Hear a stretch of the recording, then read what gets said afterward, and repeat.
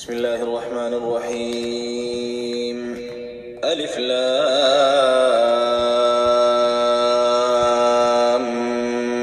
ميم غلبت الروم في أدنى الأرض وهم من بعد غلبهم سيغلبون في بضع سنين لله الأمر من قبل ومن بعد ويومئذ يفرح المؤمنون بنصر الله ينصر من يشاء وهو العزيز الرحيم وعد الله لا يخلف الله وعده ولكن أكثر الناس لا يعلمون ظاهرا من الحياة الدنيا وهم عن الآخرة هم غافلون أولم يتفكروا في أنفسهم ما خلق الله السماوات والأرض وما بينهما إلا بالحق وأجل مسمى وإن كثيرا من الناس بلقاء ربهم لكافرون أولم يسيروا في الأرض فينظروا كيف كان عاقبة الذين من قبلهم كانوا أشد منهم قوة وأثاروا الأرض وعمروها أكثر مما عمروها وجاءتهم رسلهم بالبينات فما كان الله ليظلمهم ولكن كانوا أنفسهم يظلمون ثم كان عاقبة الذين أساءوا السوء أن كذبوا بآيات الله وكانوا بها يستهزئون. صدق الله العظيم وبلغ رسوله الكريم ونحن على ذلك من الشاهدين والشاكرين والحمد لله رب العالمين. الحمد لله والصلاة والسلام على رسول الله وآله وأصحابه ومن والاه. إخوتي السلام عليكم ورحمة الله وبركاته. walaalayaal waxaan jeclahay mar labaad inaan isku soo noqono kadib taxliilkii amba analiskii aan isla sameynay usbuucii ugu dambeeyey oon ka soo hadalnay booqashadii uu ku tagay ra-iisul wasaaraha Ethiopia dalka Eritrea iyo madaxweynaha Eritrea dalka Ethiopia maxaa ka dhalan kara arintaas taxliilkii aan ku sameynay kadib waxaan isku soo laamanay caawa dadka jooga North America amba dadka jooga dhulkii geeska Africa maalintan bishu ay noqonayso 29 bisha aan ku jirno maxaan ku dhahdaa Yuulyo amba July amba Juillet ninba sida uu u yaqaan 2018 waxa weeyaan insha Allah taala walaalayaal waxaan ku jirnaa oo nool lahay marxalad aad u adag marka lagu eego cilmiga political science-ka amba waxa loo yaqaano al-ulum as-siyasiya amba loo yaqaano science politique waxaan ku jirnaa istaraatiiji ahaan marxalad adag dadka ku nool bariga amba geeska Afrika waxaan u baahannahay markaas inaan wax ka ifino gaar ahaan aqoonyahanka muslimiinta ah culumada iyo khubaradu intuba waxaa la rabaa shacbi weynaha iyo dowladaha inay u tilmaami karaan dariiqa toosan ee saxda ah iyo mashaakilka iyo dhibaatooyinka hor yuurara ummadaas degan meesha aanu u naqaano Afrikada bari geeska Afrika ay degan yihiin dadkeena Soomaalida Canfarta iyo wixii la halmaalo Oromo Ethiopia Soomaaliya Djibouti iyo wixii la mid ah marka waxaan u baahannahay diraasaadka cilmiga ah ee wadanadeena lagu sameeyey inaan wax ka akhrino. ayaa hore waxaa inii sheegay arshiifka Ethiopia wuxuu yaalaa 4 meelood. arshiifka dhan amba taariikh raaca geeska Afrikana arshiif bay dadku maalintii isweydiiyeen taariikh raaca geeska Afrika waxaa inta badan gacanta ku haya dowladihiina gumistay oo ah Ingiriiska iyo Talyaaniga iyo Faransiiska. waxaa kaleeto oo soo raaca dalkan adduunka ugu awooda badan ee ah Mareykanka. waxaa wadanada lamid ah oo haya taariikh raaca gobolkeena dalka Turkiga oo marka talin jiray dunida Islaamka oo ay ka mid tahay geeska Afrika iyo wadanka Masar oo ah dal aad u haya taariikhda geeska Afrika. maxaa yeelay xiriir dheer oo joogto ah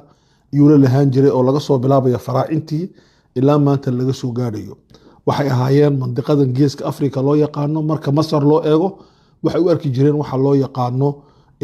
amn al-qawmi al-masri. waxay ka mid ahaayeen security nationalka ee dalka Masar min Akhenaton min markii laga soo bilaabo taariikhdii faraacinada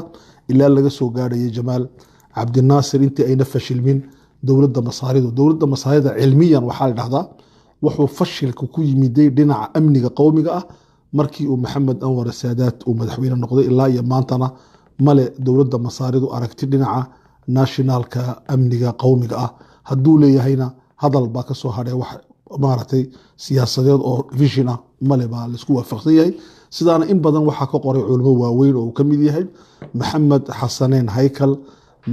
maaragtay aqoonyahanka weyn ee Masaarida ee mar dhow dhintay ilaahay u naxariisto. ninkaas baa wax badan ka qori jiray in ay dadka Masaaridu aynan markii laga soo bilaabo Saadaat Mubaarak ilaa iyo maanta uusan jirin wax la dhahdo security national amba al-amn al-qawmi una wadanka Masar una ka jirin. laakiin maca dalika dalka Masar waxaa yaala wax loo yaqaano arshiifka amba taariikh raaca dalalkan geeska Afrika. waxaa aan maanta ka hadlayno waxa weeye wadanadan geeska Afrika ku nool marka laga soo bilaabo dagaalkii iyo 2011 markii ay dhaceen wixii loo yaqaanay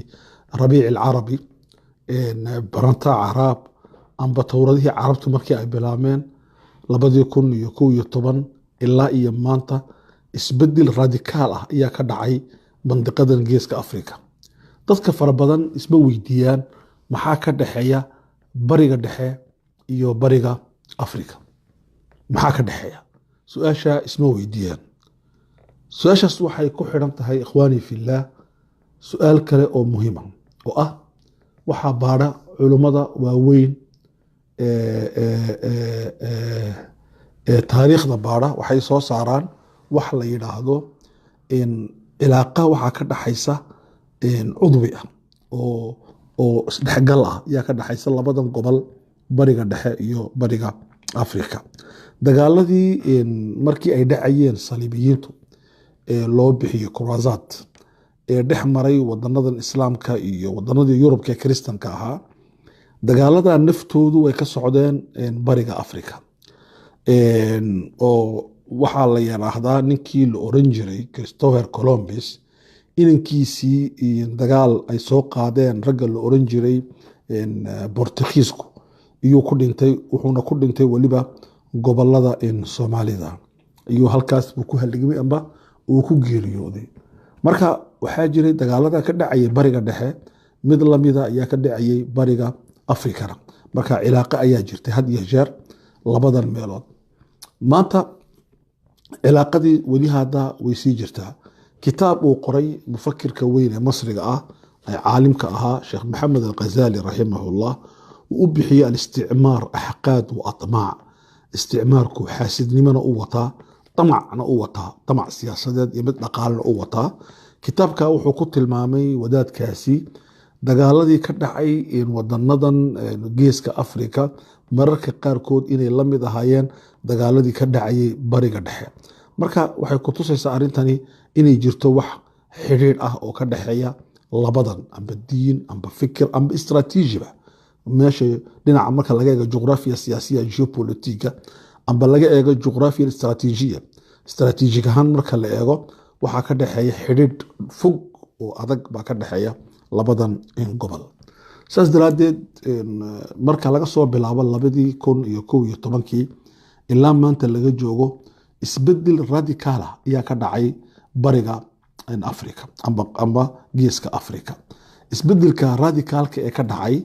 waxa uu saameeyay wadamada geeska Afrika oo dhan Soomaaliya uu saameeyay Djibouti uu saameeyay Ethiopia uu saameeyay Eritrea uu saameeyay Sudan uu saameeyay Kenya baa wali hadda ka badbaadsan marka shantan wadan intaba si toos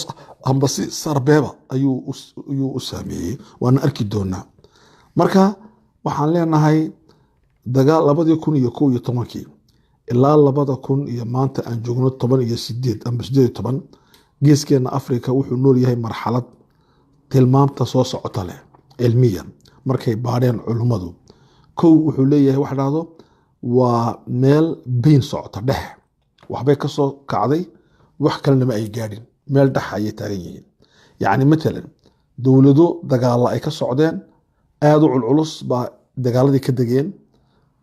nooc min al-istiqraar baa yimiday soo Soomaaliya oo kale waxaana ay mayna gaadhin nabad buuxda wadano deganaa sida Ethiopia iyo fawdo galay kadibna fawdadii bay ka baxeen laakiin deganaasho ma ayna gaadhin wadano ku jiray xisaar sida Eritrea ayaa laga furfurayaa laakiin xisaarkii lagama wada furfurin wadano sida Sudan kala go'ay oo wada noolaan kari waayay baa haddana moodaa inay heshiis dib u galayaan wada noolaasho kale ay isla doonayaan ambase Sudan baa ku nool xaalad aan deganaan ahayn nabadna ahayn Sudan waxay ku nooshahay xaalatu Allah harb Allah silm iyo ku nooshahay okay mantiqadii markaas waxaan oran karnaa sifada koobaad ay leedahay tilmaamta koobaad ee geeska Afrika maanta leedahay oo Djibouti baa lamida waxa ka dhacay 2016 doorasho adag qalaanqil siyaasadeed baa ka dhacay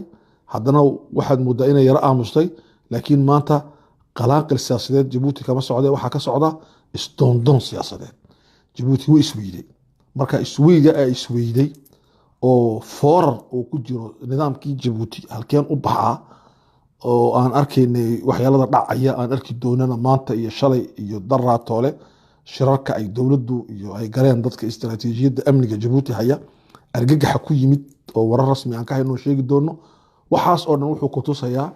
in Djibouti ay markaa iyaduna ay ku jirto xaaladii hore xaaladaan ahayn oo ah meel ay u socoto ufuq male wax wadiba wuxuu ka soo galay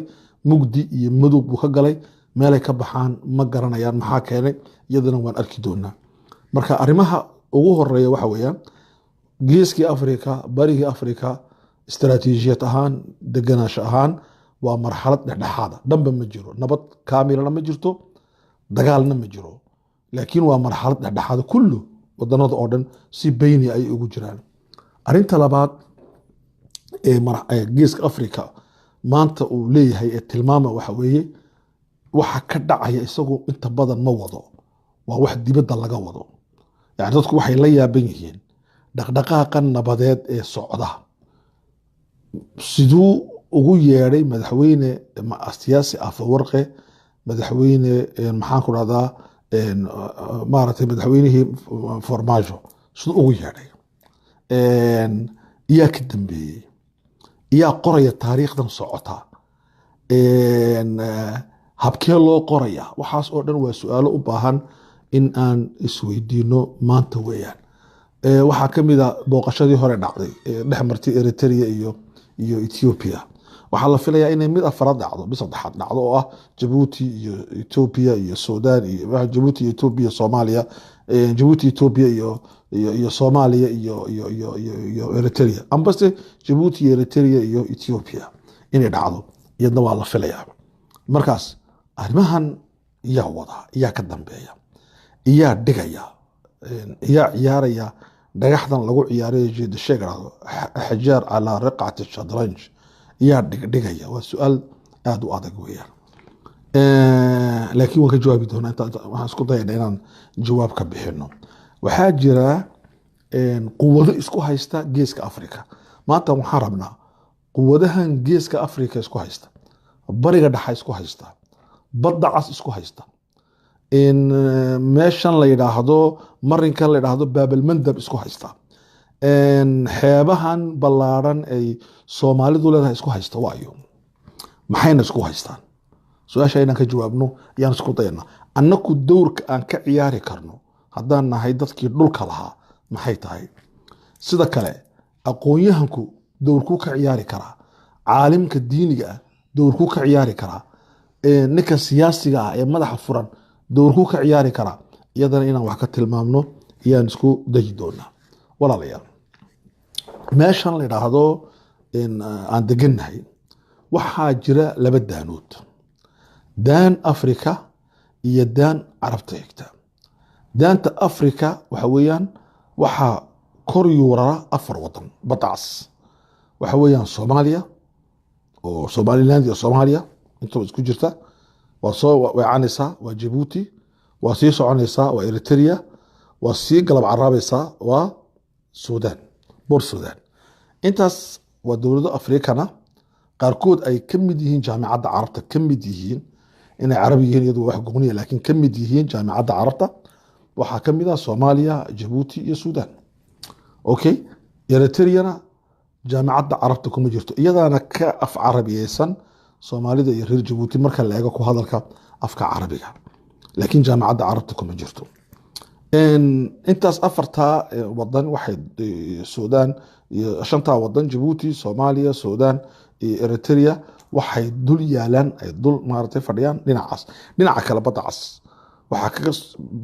daanta dhinaca kale badda cas waxaa ka fadhiya sacuudigii waxaa ka fadhiya yamantii waxaa kale oo ka fadhida masar oo kanada swisski qanaada swisski meesha ay u marayo kanaalkii swiss u marayo marka kuwan waxaa la dhahdaa waa dowlado caraba oo jasiirat alcarab oo masarna ay kusoo biirayso okay dhinaca kale kasoo yuuraraan oo maaragtay ay ku leeyihiin dikado okay marka badda casi waxaan oran karnaa waa bad u dhaxaysa dad afrikana iyo dad caraba waxa iska leh dad afrikana iyo dad caraba iyo badda cas leh lahaanshaha dadka dhulka leh ee dul fadhiya waa dadkaas weeyaan laakiin meeshan waxaa jira wax la dhahdo xuduud caalami ah oo ballaaran marna soo yaraanaysa waxaa ka mid a meesha dhahdo baabalmandab hargaa yar ee baabalmandab la dhahdo way yaraanaysaa 20 kiilo waxbay dhaafaysaa aad bay usoo cirsamaysaa waxaana dhex taallaa jabuuti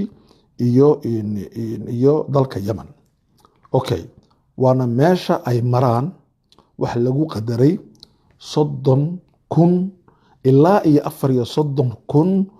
oo markab ama dooni waaweyn oo sida xamuul waana marin caalami ah weeyaan arinta labaad waxaa meesha mara maalintiiba taas waa sanadkii 30,000 ilaa 34,000 waa sanadkii waxay marto maalintii waxaa mara 4.5 milyan oo barmiil oo gaas ah amba batrool ah iyo mara meesha buu maraa idan meeshan waa meel istiraatiijiyadeedu inta ay leegtahay waa meel quudisa in caalamka waxay dhahdaan culimada istiraatiijigu qofka mulkiya meesha la yidhaahdo baabalmandab wuxuu mulkiyey khumusul caalam marka dunida loo qaybiyo 5 meel ahaan ayuu gacanta ku dhigay 4 baa u hadhay si kale haddaan u dhigno waxay dhahdaan culimadu istiraatiijigu waxay dhahdaan kelmad aad u qariiba oo cajiiba ayay dhahdaan waxay dhahdaan adduunku wuxuu leeyahay 5 miftaax oo qofka mulkiya uu mulkiyo adduunka maamulkiisa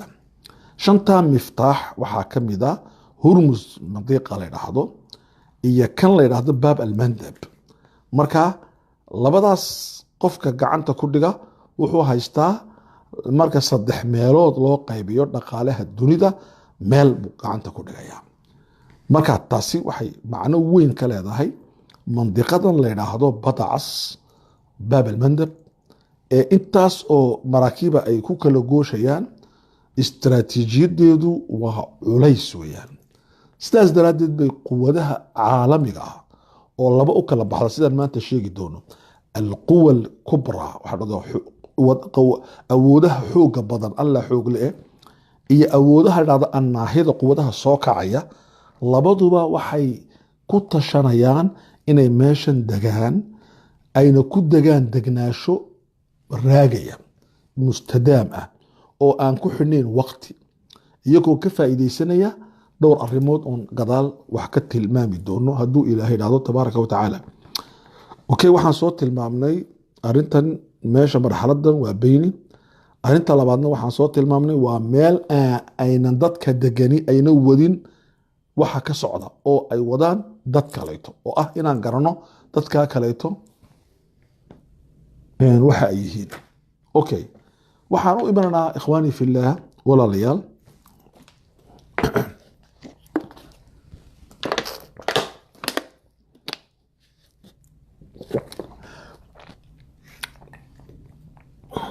waxaan u imanaynaa hadduu ilaahay dhahdo tabaaraka wa tacaala arrinta saddexaad ee mandiqadan amba meeshan aan ku nool lahay ay la gaarka tahay sibada tilmaamta ay leedahay waxaan soo sheegnay kow beyni laba inay tahay meel dadka wada ay annaka ay nahayn dad kale ay yihiin arrinta saddexaad ee meeshan la gaarka tahay waxa weeye meeshan waxaa ka taliya madax inta badan aan ahayn madax dooran oo shicibka meesha joogayay si cad uunan u dowran oo ah madax la doortay oo dadka loo keenay waxaa markaa madaxda inta badan baan sheegaynaa ma wada aha dhammaantood marka madaxdaasi madax dooran maaha waa madax wakiilla u ah dad kale ambase dana iyaku ay leeyihiin matalaya waa meel shicibku maqan yahay dictateerku iyo qofka madaxii qaraarka u qaatay matalan 20 sano Eritrea iyo Ethiopia col bay ahaayeen maxay col ahaayeen labada nin ee madaxa isdiiday shicibku isma diidin Djibouti waxaa col Eritrea iyo Ethiopia iyo maratay iyo Djibouti iyo Eritrea maxay col yihiin labada nin ee naxakunta meel iska arkay markaa baa dhul iyo la isku soo warwar waa waxyaalo aanaku inaga baxsan weeyaan dadka way ka baxsan yihiin waxa isdiraya waa iyaka markaa shucuubtii iyo dhulkiina halis bay gelinayaan saas daraadeed dadka matala maaha waxaa jira laba nin oo cilmi saddex nin oo ku takhasustay culumta istiraatiijiga iyo siyaasadda oo aan weheshiinayna maanta si aan u fahno lianna qur'aankan ku firna aayaddii istiraatiijiyadda ahayd alif laam miim suuraddii istiraatiijiyadda غلبت الروم في أدنى الأرض وهم من بعد غلبهم سيغلبون في بضع سنين لله الأمر من قبل ومن بعد إلهي تبارك وتعالى سورة وحكاك ورمي وحلده جيوبوليتيك وحكاك ورمي جو استراتيجيك وحكاك ورمي وحلو يقانو فيتيغولوجي صدح هذا شيء وحكاك ورمي جغرافية سياسة في أدنى الأرض وحكاك ورمي جغرافية استراتيجية meesha dagaalku ka dhacay istaraatiijik ma furs iyo carab iyo ruum quwadii markaa jiray ahmiyadu u lahaa wuxuu ilaahay ka waramay tabaaraka wa tacaala cilmu tawaqquc waxa dhici kari doona wuxuu yiri imika waxa adkaatay furs oo ka adkaatay ruum waa labadii puissance labadii awoodood ee adduunka ugu xoog weynaa waqtiga wuxuu yiri waxa ghulibat waa la jabiyay ruum hagee lagu jabiyay fi adna al-ard dhulka meesha ugu sokaysa ee ugu xigtay juqraafiga carabta ayaa lagu jabiyay adna al-ard macna kalena way leedahay laakiin macnahan baa aan ku qaadanaa cilmiga wahum min ba'di ghalabihim laakiin kadib markii laga adkaaday sayaglibuun way adkaan doonaan goormay adkaan doonaan fi bid'i siniin dhowr sano kadib adduunka istuwaarka ayaa wada lillahi al-amru min qablu taariikhda historika waxa gacanta ku haya ilaahay sidoo ugu haya min qabluna isaga haya min bacduna isaga haya qofkuna uu matalaya sunan baa dhulka yaala sunanka baadha buu ilaahay tabaaraka wa tacaala okay cilmigan la yiraahdo cilmigaas aan sheegayno culimo fara badan baa ku takhasustay oo tiradoodu badan tahay muslim iyo muslim qaybkiiba leh laakiin waxaan qaadaynaa ninka la yiraahdo sheerka ah baaxiska ah cilmi baadhaha dhado Neil Partik ninka Neil Partik la yiraahdo kitaab buu qoray uu bixiyay السياسة الخارجية السعودية الصراع والتعاون سياسة أرمها الدبد السعودية وحو طبق من مركي بقر عبد العزيز إلا إيو إمك سياسة السعودية سيطحي الصراع لولنك أي قشا سيو قشا تعاون كنا see u samaysaa gargaarka iyo saaxiibtinimadana see u samaysaa diraase cilmigii ku sameeyey maxaan kitaabkan u akhrinaynaa waxaan bariga dhexa ka dhacayaan ka arki doonaa waxaan geeska afrika ka dhacaya ee jabuuti ka dhacaya ee badda cas ka dhacaya ee ciidankii jabuuti maanta lugaha loo soo joojiyay baddii ay ku yaaceen maxaa keenay kitaabkan baan kuu sheegaya haddaad akhridid kitaabka la dhahdo السياسات الخارجية السعودية الصراع والتعاون ninka labaad waxa dhahdaa François Bourga ninkan waa ninka ku takhasusay waxa loo yaqaano al-Islam as-siyasi xarakaadka islaamiga ee politiga siyaasad ka dhigtay wadaadada kaaba ku takhasusay marka isaguna wuxuu qoray kitaab u bixiyay wajhan liwajhin ma'a al-Islam as-siyasi adduun waa wajhan waa face à face waa la isku hor yimid iyo isku hor yimideen caalamka qaar kamida dowladaha bariga dhex qaar kamida iyo waxa isku hor yimiday islaam siyaasi ah halkee ku dhamaan doontaa ninkaasi kitaab buu ka qoray waxaa jira ninka la Joseph Nye oo professor ka ah jaamacadda Harvard oo dhiga cilaaqaadka dawliga maartay xiriirka caalamiga ah muallinka ah jaamacaddaas wuxuu isaguna ka qoray kitaab waxa loo yaqaano al-quwa an-naa'ima al-quwa an-naa'ima waxa dhada waa puissance douce waxa dhada Faransiiska waa awoodaha aayar quyar socodka ah waa soft power waxa dhado iyuu ka qoray wadaadkaasi ama mufakirkaasina kitaab waan weheshinaa waxaas marka aan maanta doonno inaan arintan isla baarno walaalayaal waxa weeyaan mandiqadan aanu ku noolahay waxa isku hirdinaya waxaan oranay quwado waaweyn iyo quwado kobacaya quwadaha waaweyn waxa weeyaan dadku qalad bay sheegaan shiinaha ku daraan quwadaha waaweyn waxa weeyaan waa dawladda Mareykanka iyo midowga Yurub kuwaas waxa dhada waa quwadaha waaweyn waa quwado awoodoodu ay dhaafsan tahay ma aragtay xuduudahooda ay u dhaafsan tahay si laaxad ah khaasatan Mareykanka marka la isweydiinayo dhado amaankiisa siyaasadeed halkuu ku dhamaado waxa dhada masaalixdiisu meesha ku dhamaanayso xuduudda Mareykanka waa halkii xuduudda Mareykanka Canada iyo Mexico iyo baddan Atlantika iyo Pacific iyo waxa maaha sida u qoran ee xuduudda Mareykanka waxa weeyaan waa meesha danihiisu ay ku dhamaanayso qofka danaha Mareykanka meesha ugu dambaysa taabsada uu dul jooga uu taabsanaya hada huwa mafhuumka loo yaqaano maaragtay xuduudda dalka Mareykanka dowladaha soo laba raacay waa dowladaha Yurub oo ugu horeeyaan Faransiiska iyo Ingiriiska iyo Jarmalka okay kuwaas waxa dhada al-quwa al-kubra way joogan mantiqadan aan deganahay ee loo yaqaano maaragtay geeska Afrika halkii joogan waxay joogan Djibouti waxay ku leeyihiin qawaacid waxay ku leeyihiin xirooyin ciidamadu ay degan yihiin oo qawaacid ah laba waxay joogan Soomaaliya waxay ku joogan si aan loo yaqaano indirect غير مباشر si aan toos ahayn waxay joogan waqooyi koonfur waxay joogan Puntland meel kasta bay joogan waxay ku joogan logistic ahaan bay ku joogan waxay ku joogan security ahaan waxay ku joogan ciidan ahaan maan aragnaa mise ma aragno taasi annaka inooma taalo laakiin iyagu way ogyihiin meeshay joogaan arrinta saddexaad waxay joogaan Ethiopia way joogaan logistigaan bay ku joogaan diyaaradahan maaragtay Mareykanka ee duula bila maaragtay tayaar isagoo nan wadin qof pilot ah diyaaradahaas meelaha laga xakumo waxa kamid ah dalka Ethiopia idan waxay joogaan mantiqadan say u joogaan awoodo waaweyn awoodaha soo kobcaya ee adduunka imika isku soo biiraya inay quwad noqon doonaan 15 sano soo socota iyo kuna way joogaan waxa kamid ah wadanka Shiinuhu maaha quwad weyn laakiin waa quwad weynaan doonta weeyaan waa quwad dhaqaale oo weyn waa quwad siyaasadeed oo weyn laakiin quwad military oo weyn maaha quwad dheeli tiran oo buuxda maaha marka quwadda waa quwad soo kobcaysa waxa loo yaqaan Shiina quwad naahida waa dawlad soo kobcaysa oo dawladda kobcay ku jirta idan Shiinuhuna uu joogaa haguu joogaa Djibouti buu joogaa wuxuu ku joogaa 10,000 oo ciidan qaacidada ugu weyn oo adduunka ku leeyahay Djibouti buu ka samaystay arrinta labaad wuxuu ku joogaa si kale oo ah sharikaad iyo mukhaabaraad iyo amni buu ku joogaa mandiqadoo dhan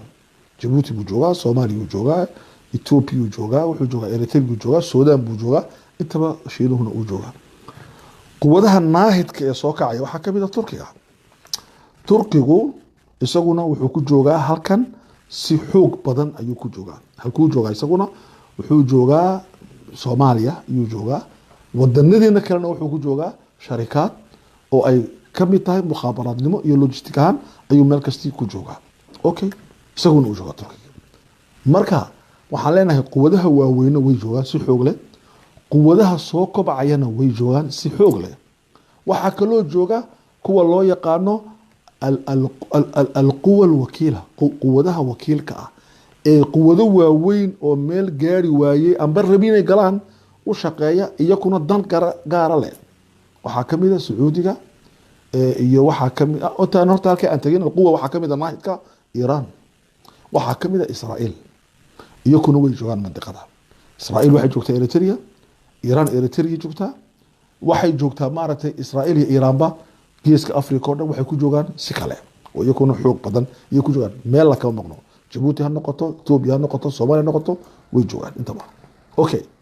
intaas waxaan kaga baxaynaa quwa alquwa mata Iiraan waxay joogtaa oo kale Yaman iyo joogtaa markaas Turkiga iyo kuwan iyana si kale u joogaan jasiiradda Carabta oo Qatar buu joogaa maaragtay si xoog leh u joogaa Turkiga. Okay, waxaa markaa meesha taala quwado loo yaqaano kuwa wakiilada aan sheegaynay. alquwa alwakiila waxaa kamid ah Imaaraadka Carabta iyo waxaa kamid ah Sacuudiga. Sacuudiga iyo Imaaraadku waxay bilaabeen inay noqdaan quwado ciidan leh oo ciidamadooda ay samaystaan waxa la yiraahdo qawaacid askari ah. waa dowlado yar yar oo khafiif ah oo itaal badan lahayn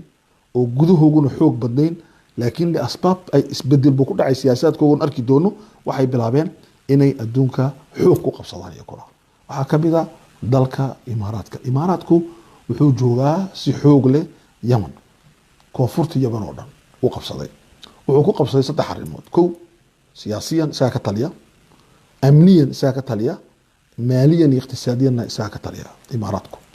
dowladda Imaaraadka xukunta Yaman koonfurteeda, iminkana waxay usii baxaysaa dhinaca waqooyiga si ay maaragtay dowladda Sacuudiga way ku fashilantay inay qabato waqooyiga. Sacuudigu Yaman uu ku fashilmay dhooq u dhex fadhiya laba sabab daraadeed oo gadaal ka sheegi doono hadduu Ilaahay raado tabaaraka wa tacaala. Okay, walaalayaal, meesha markaa ay Imaaraadku ay doonayso inay qabato waxa weeyaan laba meelood. waa kow, Imaaraadku waa inay noqoto quwad xakunta bariga iyo badda cas oo dhan, bariga Afrika iyo Yaman, si ay badda cas oo dhan uga taliso.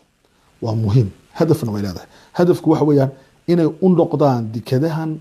laga dhisayo geeska Afrika oo dhan kuwa u adeega maaragtay Dubai, mashruuca Dubai u adeega sharikada Dubai oo noqda iyagu wakiilo oo noqon asal. way ka go'an tahay inay arrintaas samayso dowladda Imaaraadku. arrinta labaad ee dowladda Imaaraadku ay rabto waxa weeyaan horumar haddii laga samayn karo geeskan Afrika in kacbad iyo qeyblad looga dhigo Dubai. waa inay Dubai ka taliso mandiqadan iqtisaadi ahaan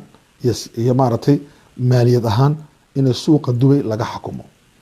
waa istiraatiijiyad iyo iyada ka tahay arrintaasi. marka arrintaas ay xaqiijiso way isballaarinaysaa, qawaacid askari ay samaysanaysaa. saa daraadeed waa dowlad yar. saa daraadeed buu u yiri mufakirka weyn ee istiraatiijiga ah ee Cabdalla Nufaysal raado uu u yiri kaburat ciyaalkii way weynaadeen khalaas.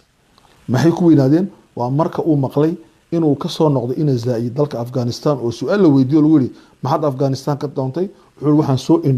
indhaynayay ciidamada Afghanistan iyo jooga. markaas buu naxay wadadkaas Nufaysal oo mufakir weyn oo istiraatiiji professorka jaamacadda Kuwait ka ahaan jiray culumta politika ama cilmi siyaasadda. wuxuu yiri wallahi kaburat ciyaalkii way weynaadeen. markaas sidaas daraadeed ikhwaani fillah waxaan sheegaynaa waxaan imika u imaanaynaa inaan su-aasha muhiimka ka jawaabin. waxaa kale waxay ahayd taasi araar yar oo muhiim jiddan. su-aasha muhiimka ka jawaabayna. su-aasha muhiimku waxa weeyaan quwadahan isku diriraya meeshan aan deganahay dirirta ka dhaxaysay ma kaftan baa mise waa dirir xaqiiqi ah? u fiirsada waxaan dhacay usbuucan. ninkan Mareykanka xukuma Trump baa dhalo. waa nin ku shaqeeya waxa la yiraahdo Twitterka wuxuu ku qoray inuu dowladda Iiraan inuu la geli doono dagaalkaasina uu noqon doono dagaal ay Iiraan weligeedii allaheed maqal. marka waxa hadlaya madaxweynaha adduunka wuxuu badnaa Iiraan buuna la hadlayaa wuxuuna ka yiri waxa dhici doona waa wax aad weliga iyo allaha aanad maqal. dowladda iiraan arrintaa uma fahmin arrin caadi ah waxay ku qaadatay maxmal aljid waxaa loo yaqaana si adag bay u qaadatay maxay tiri iiraan waxaa ka jawaabay 3 nin oo wada culus waxaa ka jawaabay wadaadka iiraan xukuma oo la dhahdo Khamenei waxaa ka jawaabay madaxweynaha iiraan Xasan Rouhani waxaa ka jawaabay ninka xukuma ciidamada xarasal loo yaqaano maaragtay jumhuuriga amba xaraska dowladda ilaaliya sawriga xarasa sawri waxa loo yaqaano ciidanka maaragtay tawrada oo ciidanka ugu culus dalkaasa ee samaystay gacmaha waaweyn ee fadhiya Libnaan Ciraaq Suuriya maxaan ku radaa Yemen iyo meel kastiba fadhiya ninka samaystay weeyaan Suleymaan baa dhaqaas saddex way ka jawaabeen markii ka jawaabeen waxay dhahdeen ka ugu daran wuxuu ahaa madaxweynaha Xasan Rouhani wuxuu yiri ummul xuruub bilaami doonta hooyadii dagaalada haddii Iiraan la taabto arrintaas waxay ahayd macraka kalaamiya hadal afka ka soo baxay oo dhex maray 2 nin oo 2 awoodood oo waaweyn ah awoodii adduunka ugu weynay iyo awoodaha kuwa soo toosaya soo kacaya awoodaha ugu culculus ee bariga dhaxana ah meelaha lafdhabarka maxay sameeyeen kaas Iiraan waxay amartay Iiraan waxay leedahay jawaab bay leedahay meel kasta waxay wada u fadhiyaa dadkii amar bay siisay amarkii waa la hirgeliyay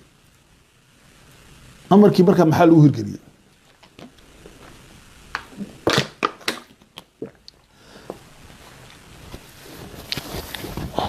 amarkii marka maxaa lagu hirgeliyay ikhwaani fillah waxaa lagu hirgeliyay arrin muhiim ah arrinta muhiimka waa maxay waxaa lagu hirgeliyay koow dowladdii Iiraan waxay amartay in la tuuro madfac waa la tuuray yaa lagu tuuray madfaci markab ay leedahay dowladda Sacuudiga oo sansida sansku marka la yiraahdo markab sansida waxay leedahay essence macnay leedahay macnaha uu leeyahay markabka maaragtay shidaal sida macnaha ay leedahay muxuu yahay waxay taabanaysaa dhaqaalaha dunida oo dhan marka uu marayay baabalmada buu marayay Djibouti iyo Yemen buu dhex marayay waa lagu dhiftay markaas dowladdii Sacuudiga waxay bilowday inay tiraahdo wax shidaala oo Sacuudiga ka soo baxa ma marayaba halka hadito okay arrintii marka maxay taabanaysaa bariga waxay taabanaysaa mandiqadii aan deganeyn dhaqaalahan dib way taabanaysaa ma marayaba waa ko lambar 2 lambar 2 madfac kala socday wuxuu ku dhacay Abu Dhabi caasimadii maaragtay dalka Imaaraadka okay risaalad buu diray markaa badda casina amaan maaha waxaan kaloon ammaan ahayn caasimadaha Sacuudiga iyo Khaliijku iyakuna ammaan maaha maxaa arrintaa ka dambeysay arrintaa waxaa ka dambeysay waxaa hadlay wasiirkii gaashaandhigga ee dalka Mareykanka xalay toole iyo habeen horeba wuxuu yiri wax dagaala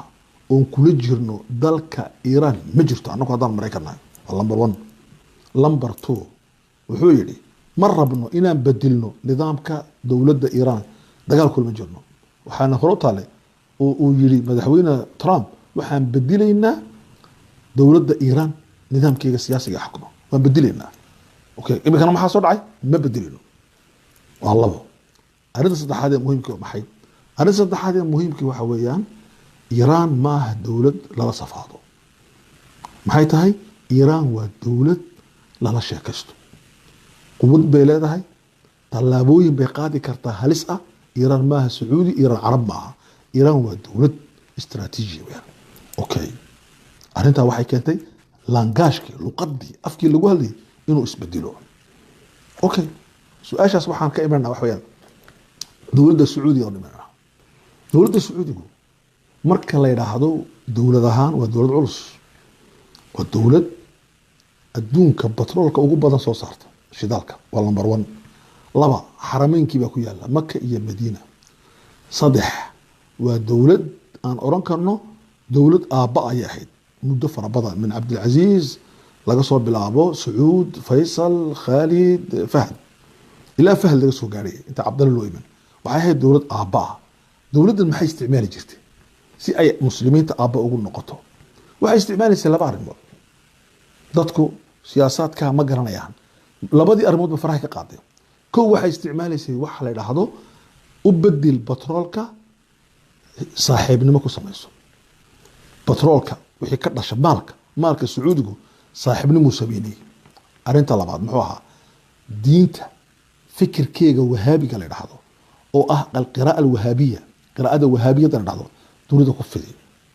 ku yeela wadan wal oo dunida ka jira saaxiib lianna waxay sameynaysay wahaabiyiin wahaabiyadaasi waxay sameynayeen calaaqaad bay u sameynayeen dowladuhu markaa way ka cabsoonayeen waxay ku lahayd wadan walba dad bay ku lahayd waxaa loo yaqaanaa sidii aan sheegnay soft power alquwa naacima maraykanka isticmaala maraykanku dunida wuxuu ku leeyahay civil society uu ku shaqeeyaa wuxuu leeyahay dad jaamacadaha soo baro uu soo celiyo wuxuu leeyahay siyaasiyiin u abuurto oo wadanada u fadhiya xoog ma isticmaala markasta kuwa buu inta badan ku shaqeeyaa alquwa naacima Pakistan buu ku leeyahay Indonesia uu ku leeyahay Africa uu ku leeyahay meel walba uu ku leeyahay maraykanku okay Sacuudiguna siyaasadda buu ku dhaqmay wuxuu lahaa lacag baa shaqeynaysa petrol dollar waxa shaqeynaya fikirka wahabiga wuxuu asaasay 4 jaamacadood oo 3 jaamacadood oo waaweyn oo islaami ah oo uu kula barataysiinay jaamacadihii taqliidiga ah islaamka ahayd jaamacatul imaam maxamed bin sacuud riyaad baa laga sameeyay jaamacatu al-qura maka laga sameeyay jaamaca islaamiya madiina laga sameeyay waxay soo saareen 3 jaamacadood kumaan kun tobaneeyo kun oo arday ah oo haysta license iyo master iyo doctora ku haysta shariicada iyo luqadda carabiga iyo diinta iyo aqeedada waxa loo yaqaan falsafada islaamka aqeedada islaamka waxaas oo dhan ku haysta oo dunida oo dhan ku faafsan waxaad oran kartaa islaamka siyaasiga ah ee dunida ka jira madaxdoodu inta ugu badan waxay ka soo baxeen jaamacadaha Sacuudiga marka jaamacadaha Sacuudigu iyaga wuxuu ahaa Sacuudigu dawlad samaysata asxaab international Pakistan Indonesia Africa meel walba waxay ku lahayd inta waxa garab socotay maalkii timirtii la faafinayay iyo wixii la halmaala oo lagu fidinayo fikirka oo lagu sameeyay asxaabta dawladahana uu iska seexin jiray waxay taasi soft power waxay ahayd puissance douce taabu cilaaqaad ku sameeyay waa koow arinta labaad Sacuudigu laha maxay ee waxa weyn u qabanaysa wuxuu ahaa Sacuudigu dawlad gudahana degan waxa dadka dejinayay dawlad ku salaysan fikir diini ah fikirka diiniga ku salaysan tahay muxuu ahaa fikirka wahabiga oo shicibka laga dhaadhiciyay lagu akhriyay kadibna shicibku uu aaminay dawladdan inay ilaaliso kitaabkii iyo sunnihii iyo fiqigii iyo wixii oo marka in lagu ixtiraamo oo la adeeco oo laga dambeeyo dawladda Sacuudigu marka waxa dhex galay fiiriiska wuxuu ka yimiday nin la yiraahdo Maxamed bin Zayed ninka la yiraahdo wuxuu la saaxiibay nin la yiraahdo Maxamed bin Salman ninka la yiraahdo waa inan yar 30 jir ka yar markaas aabihii baa ku soo socday inuu boqor noqdo wuxuu ugu ballan qaaday inuu ka iibin doono adduunka aan islaamka ahayn taasina u keeni doonto in uu noqdo boqor oo laga takhalusi doono kuwa ka mudan boqornimada oo ay ka mid yihiin ubadkii Cabdallah iyo ubadkii Fahd iyo ubadkii Naif waa wasiirkii hore arrimaha gudaha waa ragii khatarta wadka soo xakamay waa boqor Fahd waa boqor Cabdallah waa laga wada takhalusi mid wuxuu haystaa wasaaradda arrimaha gudaha Maxamed bin Naif midna wuxuu haystaa wasaaradda arrimaha gaashaandhigga gaar ahaan ciidanka ilaaliya boqortooyada Mutcab midna wuxuu yahay maartay xoolaha aabihii oo dhan buu xukumayay wadaadada oo dhan buu la saaxiib yahay oo waxa weeyaan Abdul Aziz bin Fahd waxaas oo dhan annaka kaaga takhalusayna laakiin waxa laga rabaa adiga laba arrimood inaad samaysid koow inaan anigu ku noqdo hogaamiye fiiris madaxagan seexday anay daba soco arinta labaad ee muhiimka ah waxa weeye inaad ka tanaasushid oo ka takhalusid fikirkii dawladda Sacuudiga lagu dhisay okay labadii oo aqbalay isagiina waa la iibgeeyay kadibna waxa dhacay wixii aad maqasheen oo ah in loo bedelo dawladda Sacuudiga dawlad shaabuug sidata oo dadka la dhacaysa oo ninkii iiman waaya xataa carabta yarada Afrikaanka bisikii tahay ku tiri ninkii anu waxaan yiraahday aqbali waaya qadar baan cilaaqaadka u jari waxa laga rabaa inuu aqbalaha haduu aqbali waayana wax badan baa laga goyn xataa xashka dadka imanaya waa laga yareyn xataa xashkii baa la tasiisiyay oo sanadkii labaad iminka wadanka qadari xashka ma tagi karayo wadano badan oo Afrikaan oo diidayna tiradii baa laga dhimay okay ikhwaani fillah arintaas maxay keentay waxay keentay in Sacuudigii uu iska dhaxelo dhooqada weyn ee ka socota maartay badda cas uu iska dhaxarko inuu dagaal la galo wuxuu maartay wadanka Yemen cilmiyan waxa la isku waafaqsan yahay dawladda kama adkaato waxa la yiraahdaa kull alquwa dawlad kasti oo soo weerarta waxay ku jabtaa buuraha waaweyn ee Yemen waxa imika Sacuudiga haysta Sacuudiga imika wuxuu ku jiraa isaga soo weerar Yemen imika mowqif difaac isaga iska difaaca oo isaga cabsanaya isaga baa garisan ma qabsan karayo magaalo ku taala dalka Yemen ma suurta galayso ciidan cirna guul ma gaadhaan ee guusha way fudaydiyaan ciidanka dhulka ayaa dhulka qabsada ma karayno markaa sacuudi ciidan dhul lama hayo uu ku qabsada wadanka yaman ee sidaa u culus xuusiyiintii markaa oo ahayd wax yar oo 5% iyaa qarqariyey oo wadankii oo dhan qabsada iyo kana fududiyey markii hore inay foodo ka sameeyaan wadankan yaman okay ikhwani fillah istaraatiijiyadda uu leeyahay maxamed bin zaid uu rabo inuu ka xaqiijiyo bariga dhexe kana xaqiijiyo bariga afrika maxay tahay istaraatiijiyadaas maxay tahay waa inaan garanno istaraatiijiyadda waa 3 arrimood wayaan labo aan soo sheegay kow inuu badda oo dhan ku xidho Dubai labo in ay dhaqaalaha gobolkan uu ku xidhmo Dubai saddex in la burburiyo diinta islaamka lagana burburiyo qaybteeda nool oo la reebo qaybta duquusiga ah wadaadnimada ah dulmaantumashada ah naqaaniska fadhiga ah fadhi ku dirarka ah in la daayo laakiin qaybta nool ee dadka xoreynaysa in la burburiyo taas ku waafaqsan yihiin ninka maaragtay muslimiinta maraykanka madaxa ka ah wuxuu soo saaray majlis tacaawun majlis muslimiintu ay leeyihiin maraykanka wuxuu soo saaray maanta wuxuu yiri malaayiin bay ku bixisay dowladda imaaraadku inay dadka cad ee gaar ahaan maraykanka gaar ahaan Trump ay ku dirto islaamka inay islaamka ku dirto malaayiin bay ku bixisay wadaadkan madaxweynaha ka ah Abi Ahmed miskiinkaas waxa dhalinyarada ah ee dhaqdhaqaaqaya wuxuu yiri maanta khudbadii uu ka akhriyay maraykanka markuu la kulmayay jaaliyadda muslimiinta ee Ethiopianka markuu kula kulmayay magaalada Washington khudbadu akhriyay wuxuu yiri waxaan ka dalbaday maxamed bin zaid markaa la kulmay inuu noo dhiso macahad islaami ah markaa buu iga yiri waan baraynaa diinta islaamka waxaan ku yiri ninku diinta islaamka waad ka baxdeen hana barina anaka niga beenaa islaamka diinta waad ka baxdeen bil hore laakiin waxaad baraysiin buu afka carabiga annagu waan haysanaa culimada islaamka laakiin afka carabi si aan u fahanno islaamka saxda ah kadibna ininka aan diinta inagu soo celino saasuu ka yiri marka Abi Ahmed waa nin wax fahansan ma nin caadi ah maaha dadkan iska lunsanaya masaakiinta ama markay lacag arkaan dararka daadinaya uu yar dhaama uu ka koreeya in yar marka ikhwaani fillah wax weeyaan hadafka uu leeyahay maxamed zaid waa kaas maxamed bin salmaan hadafku leeyahay muxuu yahay maxamed bin salmaan ninka yar ee sacuudiga laba hadaf uu leeyahay kow alwusul ila alxukm inuu xukunka gaadho بأي غرض ما شو دونه أمره إنه قالوا الله أن ترضى عنه أمريكا إن أمريكا رالك النقطة ولذلك موسي أفر مارتي أفر بقول أو مليار أو العدا ما قرأته بحي وهذا العكل بحي والعكل بحي هدف كيس وبحي إن رالي لك النقطة مرة بإن مجتمع جوه رالك النقطة مرة بمذهب كي وكشقين به أديردي awowgii ay ka soo shaqeeyeen wahaabiga ahaa oo wax badan ku waafaqsanay madhabka inuu sax yahay wax badan ku khilaafsanahay inuu madhabkaasi qalad yahay oo u baahan in la qarbaleeyo oo la hufo wax badan laga saaro laakiin isagu wuxuu yiri waxaan u shaqeynay baahayd amarna la siiyay imikana amaradii way dhamaadeen si kale aan u shaqeynaa ninka yiri weeyaan ee dumiyay istaraatiijiyadii dowladda Sacuudiga ay ku dhisnayd kuma boqolka sano ay soo dhisnayd okay ikhwani fillah maxaa yeelay madhabkan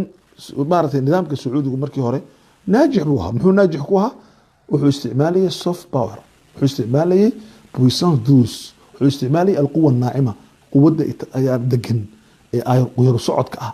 قفك سيدي هودا الناعم كأوغاليسا أي استعمالي تي وكتري وحو نقضي قوة صلبة وحو نقضي قوة حوق قوين لي أيو نقضي أنبا دير كالله يقانو بويسانس دير القوة الصلبة أي استعمالي تاسينا ويكسر عن الله محايا لي سيجيب أنهين قوة صلبة أوكي إخواني في الله أنك أردتن كسر عطا بريغا دحي دقال كان دح مرة يقوده وين أنك محو إنو كاني دباتو محونا إنو كاني وناك وعن كقب حياة كلمة دي ذا إنا كأركيو صدح وناك يصدح دباتو كو وناك كوبات وحن أو كانوا محي وعي يجيبوا كروقات ما انكي تذكر سياسة ده dadkii waxay fahmeen filinka la ciyaarayo waa la fahmay ko shalay sacuudiga dowladda islaamka dowlad weyn baa loo arkay maanta waxa la arkay dowladaha kamid iska ciyaaraysa khaliijka carabtu waxaan dad hayno ciyaarayo macna leh dadka wacyigoodii baa kacay dadkii bariga afrika degan dad la waali karo ma way fahmeen in iyaka laga burburinayo dhaqaalahoogii oo loogu soo dhuumanayo khamiiska iyo timirta iyo tusbaxa iyo diinta loogu soo dhuumanayo ay fahmeen wacyigii baa kacay waa wax wanaagsan taas arrinta labaad waxaa dhacay towrado revolutionna dhacay si Ethiopia ka dhacday okay revolution waxaa dhacay dowlad doona Soomaaliya waxaa ka jira dadku inay dowlad doonayaan oo revolution baa Soomaaliya ka socda dadku ma dareemaan uu socdaa okay taasina Djibouti dadku waxay doonayaan way fajacsan yihiin dadku way inay dhinteen dadku way la dadku way soo jeedaan dhalinyaradu waxay qorayaan hadda akhrisatid dhalinyaradu hadaladay ku hadlayaan hadda dhageysatid oo ku dhageysatid in dab basiira waxaad arkaysaa dadku inay revolution wadaan isbedel in dadku doonayaan yaad arkaysaa waa taasina waa wax wanaaga arrinta saddexaad ee wanaaga ah wax weeyaan dadka geeska Afrika degan waxay leeyihiin war annaka isxigna ee han isdoondoonano oo han walaalowno oo han xuduudaheena ka tashano oo wax samaysano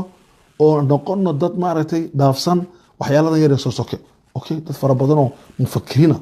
oo maaragtay geeska Afrika fadhiya ayaa saa u hadlaya hadday joogaan Europe iyo hadday joogaan Canada iyo Mareykan iyo gudahaba waa wanaagii weeyaan maxay dhibaato inoo keentay arrintan waxay dhibaato inoo keentay saddex arrimood oo dhibaato waxa kow ka ah madaxdeenu siyaasiyiin weeyaan ma ahin istiraatiijiyiin siyaasiyiin maalin la aweyn waa maalin leh waa sida ninka kuuliga shaqo taga ee maalinta wuxuu soo shaqaysta la soo siiyo iyagu waa sida waa maalinlayaal istiraatiijiyiin maaha waxaa ku tusay istiraatiijiin Ismaaciil Umar Geelo kale muxuu sameeyay wuxuu ku biiray taxaalufka istiraatiijiga ee Yaman la dagaalamaya Yaman waxay soo xigtaa Djibouti wuxuu ku biiray inuu Sacuudiga iyo la heshiiyo iyo Imaaraadka Sacuudiga iyo Imaaraadku istiraatiijiyada ay leeyihiin waa baddiisa inay qaataan isaguna uu ku biiray inuu la dagaalamo Yaman laakiin diraasad ma sameeyay maxaa faa'iido iga soo gali maxaa dhibaato iga soo gali xaquleyr uu ka soo gali timir yar waa lagu soo diri dhar yar waa lagu soo diri laakiin su'aashu waxa weeyaan yaa ka cilin doona madaafiicda laga soo tuuri doono meeshaas ay xusiin soo tuuri doonaan iminka afartii markab ee yaryar uu lahaa buu yaaca oo badda ilaaliya maxay ilaalin karaan badda waxaa jooga Mareykan waxaa jooga Shiine waxaa jooga Faransiis puissansadii internationalka quwadii weyn caalamiga jooga laakiin uu dhaqaajiyay kow madaafiicda dadka hadday soo tuuraan oo dagaal aan anagu ku jiroon daraf ka ahayn buu daraf ka noqday waa kow waa khaladka uu galay ka mid tahay khaladada la galaya waxaa ka mid ah in Eritrea Imaaraadku markuu Djibouti ka baxsaday inuu Imaaraadku u baxsaday halkii Eritrea u baxsaday muxuu ka doonayaa cunaqabateeda Djibouti marka annaka danteena maaha wax laga fikirayo waa dantooda weeyaan annagu laakiin danteena ma garanayno la waxaana garanayka Eritrea waxaana garanayka Djibouti iyo kuwa kale ee madaxda sheeganaya intuba waa maalinlayaal weeyaan taas waa arinta koobaad ee maaragtay dhibaatada koobaad ee dhibaatada labaad waxa weeyaan ay naajata ee arintana ay noo keenayso waxa weeyaan waxa la samaynayo waxa weeyaan wax la yiraahdo nidaam caalami oo ibka abuurmaya nidaamka caalamiga abuurmaya had iyo jeer waxa raq u ah kuwa meesha fadhiya nidaamkii caalamiga markuu abuurmayay bilowgii ay la qabsanayeen mandiqadan geeska Afrika waxa weeyaan waxa yimid Ingiriisku jasiirada Djibouti ku taala ayuu nin maaragtay boqor oo sultaan oo salaadiintii Djibouti wuxuu kaga kireystay 10 jooyadood oo bariisa hadda u fiirsada waa qarnigii 20aad intuuna bilaabin waxa yimid Ingiriiska Faransiga soo reeyay wuxuu doonayay inuu daga jasiiradaha yar Djibouti magaceega maaragtay sheegay ma imika suldaankaana sheegay ma suldaankii buu tagay wuxuu waxaan ku siinayaa 10 jooyadood oo bariisa muxuu siiyay suldaankii dhulkii buu siiyay maantana Ismaaciil Umar maxaa laga soo doontay wuxuu ku leeyahay waxaan kaga iibiyay 60 malyan oo dollar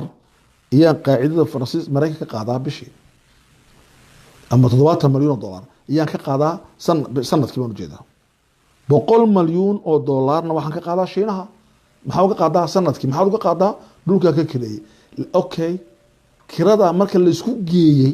ilaa iyo 280 malyan oo dollar ba Djibouti ka soo gashaa maxay ka soo gashaa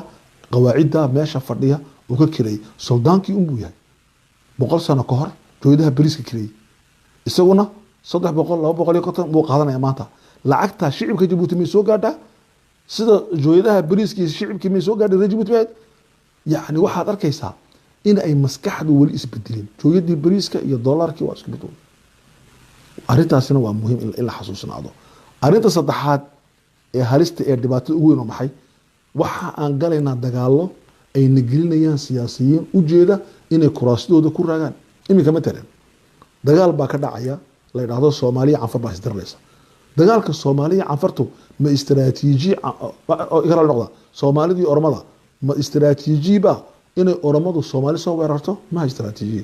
dagaalkaas soomaalida iyo oromada waxaa ka shaqeynaya saddex daraf inaan ogaana weeyaan daraf waa Ethiopia waa gobolka shanaad madaxdeeda daraf waa Tigray darafna waa Djibouti in aad loo ogaado sidee u dhacday in Djibouti mudaharaad oromadu ka sameeyaan oo mudaharaadkaas uu ka soo bilaamo aqalka ummadda oo la soo hormaro madaxtooyada oo la soo garab maro maaragtay hoteelkii Cali Caraf oo la soo maro maskaradii agteeda oo la soo maro Brisnik meesha Manuga Pri loo yaqaano oo la soo maro dariiqii wanaagii carta oo ay ku dhamaato meeshii ummadda reer Djibouti siliga laga xidhay ee laga yiri kumana tukan kartiin kumana banaabixi kartiin inay ku banaan baxaan waxa arinta laga lahaa objective weyn objectivekii ilaahay baa qadari waa inuu dhaco inay labada shicib isku dhaxbal doonay okay hadafka baa laga leeyahay inay Oromo iyo Soomaali istaabato hadday Oromo iyo Soomaali istaabatana waa istiraatiijiyad ay ka shaqeynayaan dadka raba inay kuraasida sii dul fadhiyaan marka dhibaatooyinka ay noo keenaysa waxa kamid ah dagaalkaas dagaalka ma dagaal sax ah inay Oromo iyo Soomaali istiraan dagaal sax ma aha yeelay marka geeska Afrika dhacdo qowmiyadda ugu badan waa Oromo waa qowmiyadda dhulka barwaaqada haystana waa Oromo qowmiyadda dinamika active-ka ee dhinaca badda inta badan xigtana waa Soomaali weeyaan marka istiraatiijiyad baa laga leeyahay inaan dhiiga daadino mashquulno muddo badan taariikhda ka maqnaano kadibna hurdo ka soo toosno iyadoo wixii la kala qaatay kacakicii la qaybiyay nal araga la joojiyo marka khadka la joojiyo taasina waa laga shaqeynayaa sadaradeed marka laba rabo inaanan maanta aan waxa aan iska ilaalino waxa marka kaga baxaya laba risaaladood oo u dirayo midna aqoonyahanka iyo culimada midna waxaan u dirayaa siyaasiyiinta aqoonyahanka iyo culimada risaaladan u diray wax weeyaan ikhwani fillah walaalayaal ilaahi mas'uuliyad buu ina saaray mas'uuliyadda waxay ka imanaysaa waa aqoonta al-ilm cilmigu iyo aqoontu waxay dhaliyaan mowqifka waxa ka dhasha raganimadu waxayna amraysaa inaan shacabigeena been u sheegin الرائد لا يكذب أهله نعم قفك ددك وصو دون تلكي ماشي وصو على لايا بين وما شيغو لا نكذب على أنفسنا إن نفتينا بين الشيء وإن أرنا نحن هنا هلك أن جوجنا وهلك حدان دكا وبحنا وانكفينا دكا وانكفينا marka waxa la rabaa aqoonyahanku qalinka inuu laba ka qaato qarar ka qaato inuu kala jabiyo u raado jaahil banahay iyo inuu qalinku shaqeeyo oo wax soo saaro oo shiiro oo ummadda wax loo sheego taasi waa taaween siyaasiyiinta waa labo siyaasi calooshiisa la shaqaysanaya ka kuma khasaaranaya hadalkayga laakiin siyaasiga nool ee wali qiyam leh waxaan leeyahay shicibkaaga kici si uu badbaadiyo dalka weeyaan ninka siyaasiga wax weeyaan yaltahimu ma'a shacbihi shacabkiisu la walaalooba kadibna ummadda ayuu toosiyaa toosinta aanu baahanay waa maxay waa saddex nooc kow Soomaaliya toosinta loo baahan yahay wax weeyaan la qabiila qolo ma rabno daa'ifana ma rabno koox diineed ma rabno wadan iyo waxaan rabnaa dhul iyo dawlad okay Djibouti waxa laga baayna arno ma rabno dictator ma rabno dad kaligood dharga ummaduna ay gaajooto wadan dadku bila caani yihiin oo caani qof haysto dadku bila sibir yihiin oo sibirkii qof haysto hindi iyo waxa la haysta jaamac dagaweyne ninka dhacdo maartay wadan xadiidkii dad ay haystaan uu ku jira halka jaamac dagaweyne isagoo uu ku jira halka xadiidkana wadan maxaan ku radaa uu haysto maartay daqiiqdii iyo wixii uu qays inaan qof dawladda kamida madaxda kamida waxaan rabnaa inaan noolaano nuriid an naish inaan orano waa inaan noolaano si bida inaan u noolaano kelmadda in la qaataan reer Djibouti oo siyaasiyiintu ay qarar ka qaataan way dadka siyaasiyiinta Ethiopia waxa laga rabaa in ay taariikhda dib ugu noqon ma aha waqtigii Menelik wax soo noqon kara hayla silaasan lama aqbali karo Mengistu lama aqbali karo war qowmiyad superman ma soconayso qabiil superman ma soconayo qof superman ma soconayo waxa soconaya qaanuun superman waa inuu xeerku superman noqdo taaba in badbaadinaysa dhamaanteen systemka baan kaga baxaynaa waxaan imika dhulkeena ka socda wacyi siyaasadeed oo qaanuunka kor u qaada oo dadkuna ay xuruubaan taabaan ka baxaynaa indha yeeshaan dhaga yeeshaan hadli karaan